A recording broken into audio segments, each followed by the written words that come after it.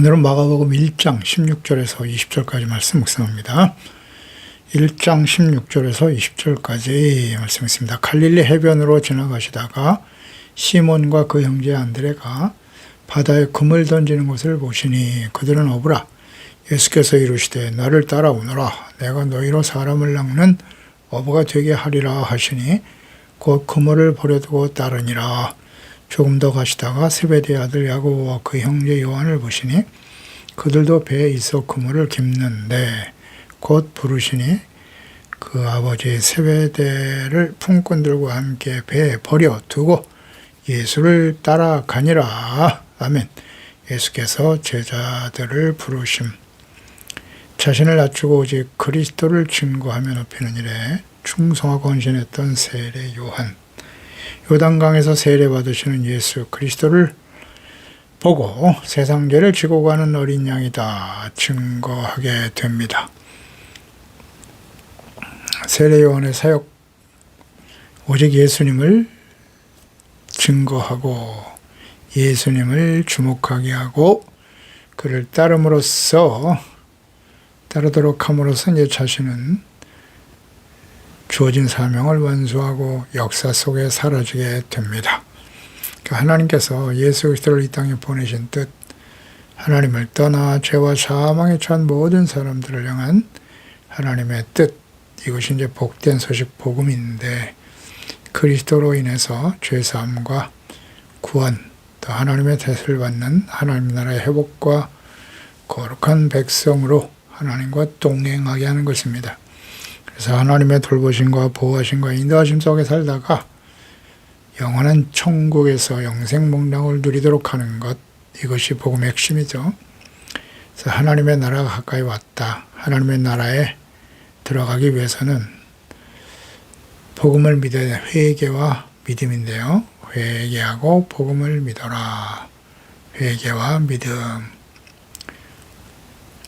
구원을 받기 위해서 필요한 핵심적인 요소죠. 그리고 이제 사역을 시작하시면서 먼저 제자들을 부르십니다. 16절에 갈릴리 해변으로 지나가시다가 시몬과 형제 안드레 바다에 금을 던지는 것을 보시고 그들을 부르십니다. 예수님이 거주하시는 지역은 나사렛이었습니다. 주 사역지가 이제 갈릴리 해변입니다. 갈릴리 바다는 담수호이지만 성경에서는 바다로 종종 불리웁니다. 여러 호칭으로 기록된 것을 보게 되죠. 먼저 게네사렛 호수라는 호칭이에요. 누가복음 5장 1절에 보면 무리가 올라와서 하나님의 말씀을 들을새 예수는 게네사렛 호숫가에 서서라는 말씀이 있고요. 또 디베랴 바다라고 불리우기도 하죠. 요한복음 6장 1절에 보면 그 후에 예수께서 디베랴의 갈릴리 바다 건너편으로 가시매 21장 1절에도 디베랴 호수에서 제자들에게 자기를 나타내셨다라는 말씀이 있죠. 이제 이 갈릴리 호수 혹은 갈릴리 바다는 길이가 21km 그리고 너비는 약 12km 정도 되고요. 면적은 대략 160제곱킬로미터. 그러니까 수면은 해발 240m 정도에 위치한 곳입니다. 가장 높은 수심이 46m 정도 된다고 하네요. 담수어이긴 하지만 규모로 보아서는 바다로 느낄 수 있을 정도입니다.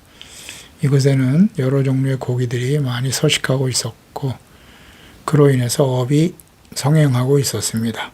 그리고 이 바다 서쪽과 북쪽 해변에는 많은 어촌들이 밀집해 있었습니다. 예수님께서 갈릴리 해변을 거니시다가 만난 어부인 시몬과 안드레 형제, 이들을 제자로 부르십니다.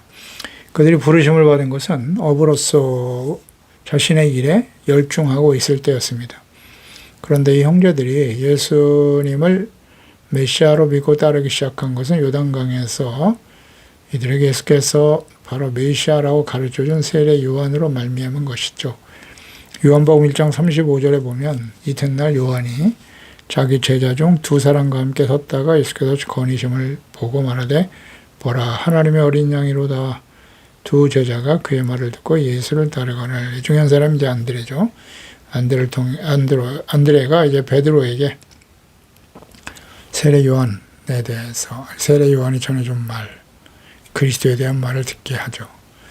그러니까 세례 요한은 예수를 가리켜 모세와 선지자들이 기록한 하나님의 아들, 어린 양, 이스라엘의 왕, 그리스도라고 증거했습니다. 이후에 두 형제는 그때로부터 예수님을 따르게 되었고 결국 사도로 부르심을 받고 세우심을 받게 됩니다. 이들이 금을 던지는 것을 보셨다. 그들이 특별한 일을 하거나 무슨 특별한 능력과 재능을 가진 비범한 사람들이기 때문에 주목한 것이 아니라 갈릴리 해변에서 금을 던져 고기를 잡는 평범한 어부들이었음을 보여줍니다. 그러니까 어부로서 자신의 삶에 성실하게 최선을 다하며 살아가는 사람들, 우리의 인생, 삶의 현장에 찾아오신 예수 그리스도, 우리가 그리스도를 찾아가서 제자가 되는 것이 아니죠. 주께서 우리에게 찾아오시는 거예요. 그리고 말씀하시고 우리를 부르시고 만나주십니다. 하나님의 아들 예수께서 평범하고 보잘것없는 어부인 시몬과 안드레를 주목하신 것과 같이 평범하고 보잘것없는 우리들에게, 우리는 또 이방인 중에 이방인 아니겠습니까? 우리들에게 주님이 찾아오셨다. 놀라운 은혜죠. 놀라운 은혜와 축복입니다. 이렇게 주님이 찾아오시고 부르십니다. 17절에 예수께서 이르시되 나를 따라오너라. 따라오라고 말씀하시네요. 너희로 사람 낚는 어부가 되게 할 것이다. 고기 잡는 어부인 시몬과 안드레에게 찾아가셔서 나를 따라오라고 하셨습니다. 따라오라. 이것은 따라온다라고 하는 것이 헬라어의 오피소이거든요. 뒤로 돌이키다. 돌아서 따라온다는 뜻이에요. 이리로 온다. 그러니까 지금까지 살아온 자신의 삶을 뒤로 하고 돌이켜서 예수님을 따라가야 한다는 거예요. 지금까지 어부로 평생을 살아왔는데 그 살아왔던 삶을 내려놓고 포기하고 뒤로 하고 예수님을 따라가라. 즉 새로운 삶을 살아야 할 것을 지금 요청하고 계시는 것입니다. 전혀 새로운 삶이죠. 어부가 아닌 예수님을 따르는 삶으로의 결단. 이것은 하나님께서 부르신 종들의 특성이기도 하죠. 하나님이 부르실 때. 아브라함이 대표적인 얘기죠. 창세기 12장 1절에 여호와께서 아브라함에게 이르시되 너는 너의 고향과 친척 아비집을 떠나라. 내가 너에게 보여줄 땅으로 가라고 말씀하십니다. 그렇죠? 지금까지의 삶을 다 내려놓고 내가 지시할 땅으로 가야 한다. 나를 따라라. 동일하죠. 조상 대대로 살아온 고향, 친척 아버집을 떠나서 어디인지 알 수도 없는 곳으로 가라는 거예요. 결단을 요구하시는 거죠. 모세도 그러했고, 고통받는 내 백성, 애굽에서 고통받는 백성들을 구원하기 다시 애굽으로 내려가라. 주님의 부르심. 선지자들도 모두 그러했고요.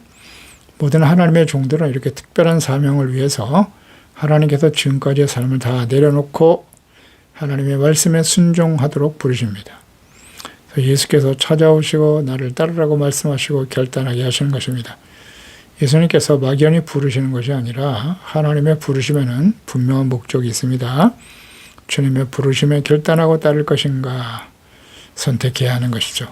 하나님의 부르심에 대해 응답하는 자들이 하나님의 자녀가 되는 것이고 제자로 쓰임받게 되는 것입니다.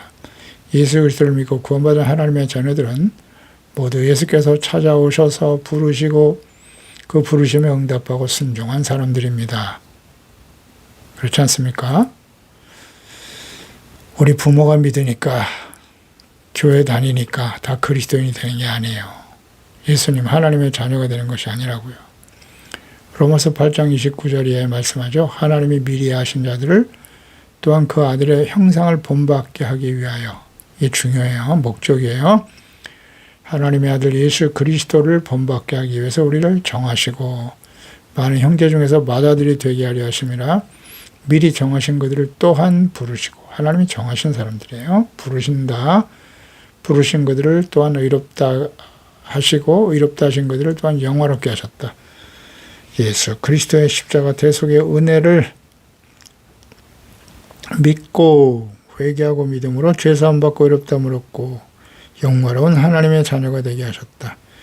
이것이 다 하나님의 예정과 부르심을 통해서 이루어지는 거예요. 부르심에 응답하고 순종한 사람들이 하나님의 자녀입니다.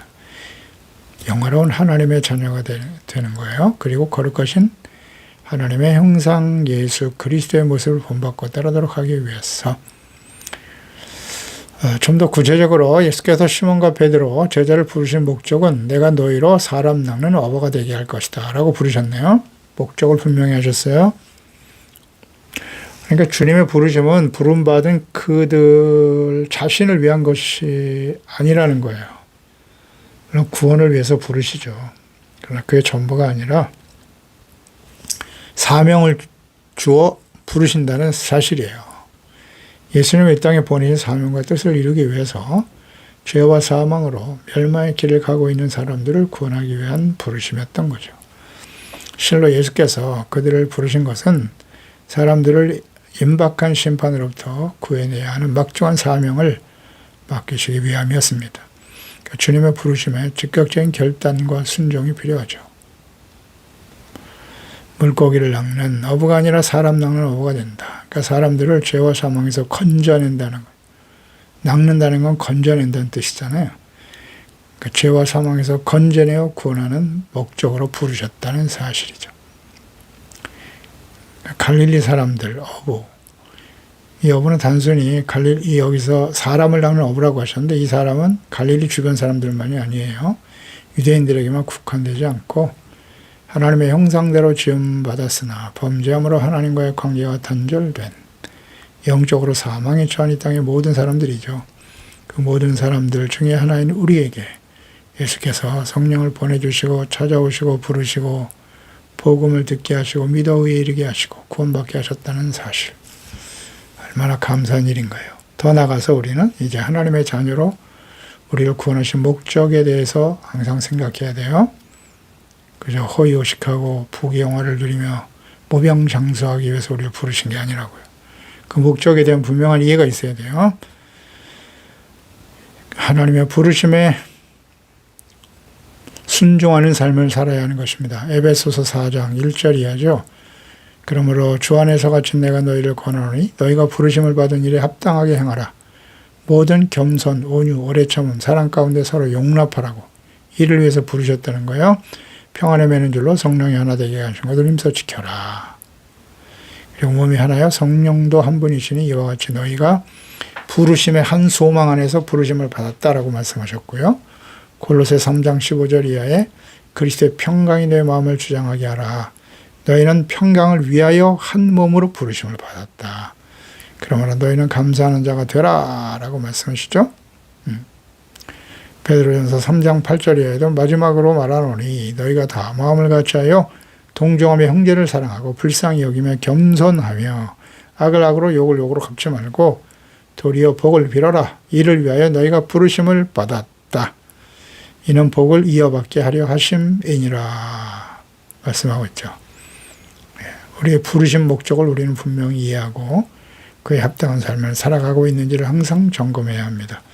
18절에 곧 그물을 버려두고 따랐다. 그러니까 예수께서 시몬과 형제 안드레를 부르셨을 때 시몬과 안드레는 즉시 어부로 살아왔던 모든 삶을 과감히 내려놓고 주님을 따라 나섰습니다. 진정 어부들에게 있어서 그들이 이 모든 것을 버리는 데에는 과감한 결단이 요구되었을 것입니다. 조상 때부터 내려왔던 평생으로 어부로 삼던 어부의 삶을 내려놓고 예수님을 따르는 삶은 어떤 삶인지 잘 몰라요. 주님 말씀 한마디에 따라 나섰다는 건 정말 쉬운 일이 아니죠. 이렇게 즉각적으로 모든 삶의 기반을 포기하고 내려놓고 따를 수 있었던 이유는 무엇이었을까요? 이것은 하나님의 아들 예수 그리스도의 거부할 수 없는 부르심에 대한 하나님의 권위가 있었기 때문일 겁니다. 하나님의 권위, 하나님의 능력, 그러니까 하나님의 성령의 감동하심이죠.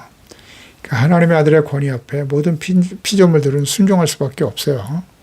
하나님의 아들이신 그리스도의 부르심 앞에 어찌 거부할 수 있겠는가. 이렇게 묵상이 되는데요. 하나님의 아들이신 그리스도의 부르심. 그래서 하나님 앞에서 불순종한다고 하는 것은 불가능한 일입니다. 그렇지 않겠습니까? 하나님이 부르시는데 어떻게 거부합니까? 모세 같은 경우도 40년 동안 광야에 있으면서 애굽에 내려가서 그들을 구원해내라 하는 불붙는 가시떼기 나무 가운데서 말씀하신 하나님의 말씀에 거부하기도 했죠. 보낼 자를 보내세요. 저는 입술이 둔하고 그럴 만한 능력이 없습니다. 라고 거부하는 모습을 보이기도 했습니다만 확신이 필요했던 것이었죠. 이 하나님의 부르심 앞에 거부한다는 건 있을 수 없어요. 결국 하나님의 부르심을 받은 종들은 다 순종했어요. 아브라함도 그랬고 우리가 계속 묵상되는 바인데 전능하신 하나님, 그 광대하신 하나님의 부르심 앞에 거부할 수 있는 사람은 없습니다. 그런 사람들은 아주 교만하고 완악한 사람들이죠. 스스로 의인이라고 확신하는 거짓된 믿음에 사로잡히고 외식하는 그 예수님 당시의 바리새인들 보세요. 대제사장들, 그를 따르는 맹목적이고 어리석은 사람들, 그들은 따르지 않죠. 똑같이 예수 그리스도를 보았고 하시는 말씀을 들었고 예수께서 행하신 기사와 이적들을 친히 경험한 사람들이지만 그들은 거부합니다. 믿지 않습니다. 그 결과는 멸망과 심판이죠. 심판이 결정된 사람들이에요. 이 주님의 부르심 앞에 순종할 수밖에 없는 사람, 이런 사람들이 복 있는 사람들이에요. 회개와 믿음이죠. 겸손한 사람들만이 은혜를 받는 겁니다. 따르다, 그러니까 예수님을 따른다는 것은 예수님의 부르심에 자원하여 순복하는 거예요. 예수님의 인도하심을 받는 것이죠. 우리는 지금 예수님을 따라 살아가고 있나요? 누구를 따르며 살고 있는가 잘 생각해 봐야 돼요. 예수님을 따라가고 있나요? 이것은 곧 주님의 말씀을 순종하는 삶으로 이어지겠죠. 주님의 은혜에 감사하고 찬양하는 사람이겠죠. 예수님을 따른다라고 하는 것은 예수님과 같은 길을 함께 가는 거예요. 십자가 지고 예수님 말씀하셨죠. 나를 따르는 자는 날마다 자기를 부인하고 제 십자가를 지고 나를 따를 것이니다. 아멘. 예수님을 따르는 사람은 예수님의 삶을 그대로 본받고 따르는 거예요. 십자가 지고 주님을 따라가는 겁니다. 십자가의 의미를 잘 알고 계시나요? 십자가에는 공의와 사랑이 나타나 있다. 그래서 십자가는 하나님 앞에서 자신의 죄를 깨닫고 버리는 거예요. 주님이 나를 용서하신 같이 모든 사람들을 불쌍히 여기고 이해하고 용납할 줄 아는 사람이죠. 그 십자가예요. 그러니까 예수 그리스도를 보내신 하나님의 뜻에 순종하며 사명에 함께 동역한다는 의미를 가진다. 십자가를 지고 주님을 따르는 것이다. 예수님의 부르심에 순종했던 제자들은 모두 다 순교당했죠. 실제로 십자가를 지고 다 순교당했습니다. 그래서 우리는 하나님의 자녀로서 그리스도인으로서 혹은 주님의 제자의 부르심에 대한 하나님의 뜻과 목적을 바르게 알고 따르고 있나요? 개인적 욕망과 소원을 이루기 위해서 주님의 이름을 부르며 종교적인 행위를 하는 사람들은 아닌가요? 주님의 제자로 부르심에 대한 의미와 목적을 알고 그에 합당한 삶을 살아가는 그리스도의 제자로 사명에 충실하며 살아가고 있는 사람, 둘 중에 하나겠죠? 네. 나는 어디에 속한 사람일까요? 교회 안에, 불신자들은 말할 것도 없고 교회 안에 이 두 부류의 사람이 있다는 거예요. 진정 주님의 부르심에 응답하고 따르는 사람이 있는가 하면 종교적인 행위, 교인들이죠. 행위만 강조하고 자신의 이익을 위해서 욕망, 소원 성취를 위해서 다니는 사람들 둘 중에 하나겠죠. 19절에 조금 더 가시다가 세베대의 아들 야고보와 그 형제 요한을 보셨다. 그들도 배에 있어 그물을 깃고 있었다 그랬어요. 그러니까 세베대의 아들 야고보와 요한은 베드로 다음으로 중요한 제자들이죠. 야고보가 먼저 나오는 것으로 봐 역시 형으로 보입니다.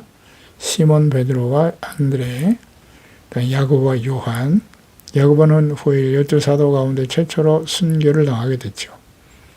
야고보의 순교를 통해서 베드로는 살아남았고요. 야고보의 순교를 통해서 이제 복음이 확산되는 그런 과정을 보게 됩니다. 그러니까 사도 요한은 모든 사도들 중에서 가장 오래 살아남았죠. 그래서 요한복음과 예수님의 재림과 원적 심판에 대한 계시를 받아서 기록하여 남게 됩니다. 그러니까 이들은 베드로의 경우와 같이 주님의 부르심을 받았을 때 즉각적으로 순종했어요. 어브로스의 삶을 내려놓고 주님을 따릅니다. 사실 주님의 부르심에 즉시 순종하여 모든 삶을 내려놓고 주님을 따른다라고 하는 것은 쉬운 일이 아닙니다. 이 또한 주님의 특별한 은혜와 섭리와 부르심임을 알 수가 있어요. 아무나 할 수 있는 일이 아니에요. 그러나 주님을 인격적으로 만난 사람들은 할 수 있겠죠. 그러니까 예수님과 함께 태어나 자라는 형제들조차도 예수님을 믿지 않고 있었던 상황에서도 예수님과 이중사촌간이었던 야고보와 요한, 그들은 예수님의 부르심 앞에 즉각 순종할 수 있었다. 은혜 받은 사람들이죠. 이건 주님의 부르심이, 그러니까 예수님의, 하나님의 부르심이잖아요. 그건 거역할 수 없는 거예요. 거역할 수 없어요. 즉시 순종하게 돼요. 네.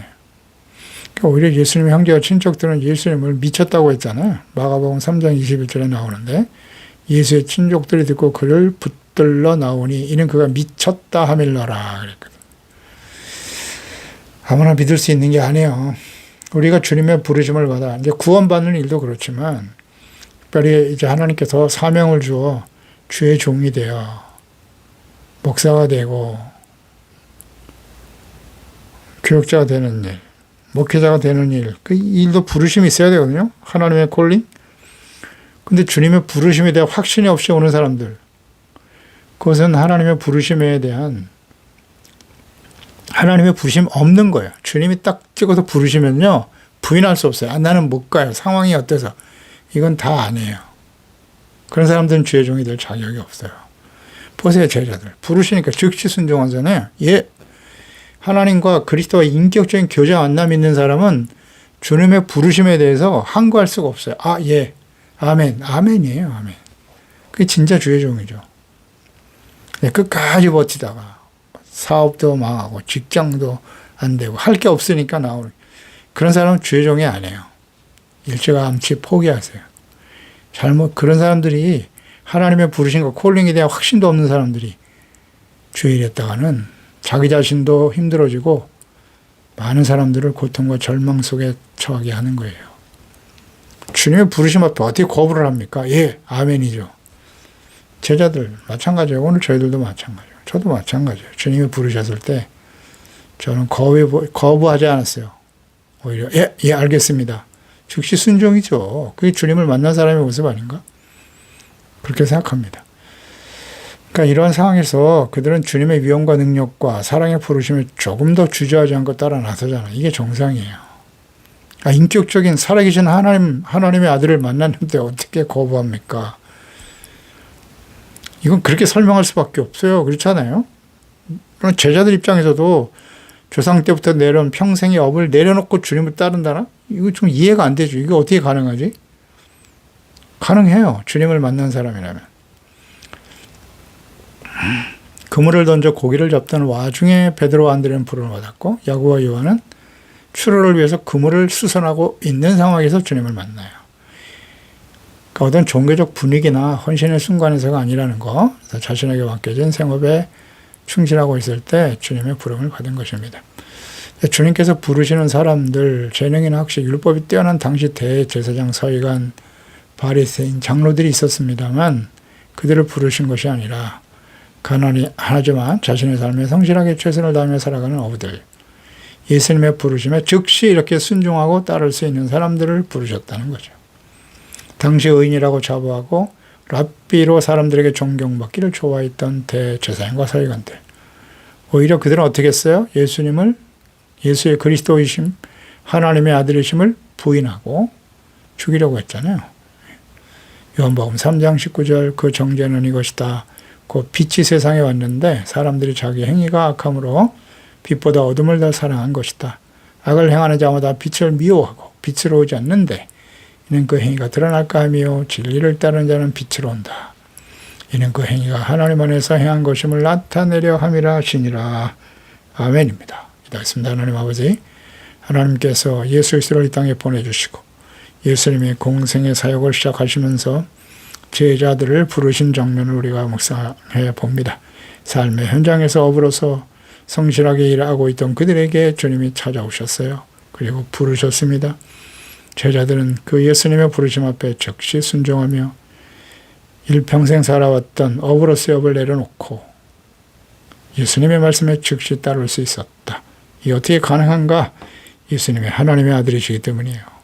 하나님의 아들을 인격적으로 만난 사람들은 주님의 부르심 앞에 순종할 수밖에 없어요. 주님이 찾아오십니다. 그리고 주님을 따라오라고 말씀하십니다.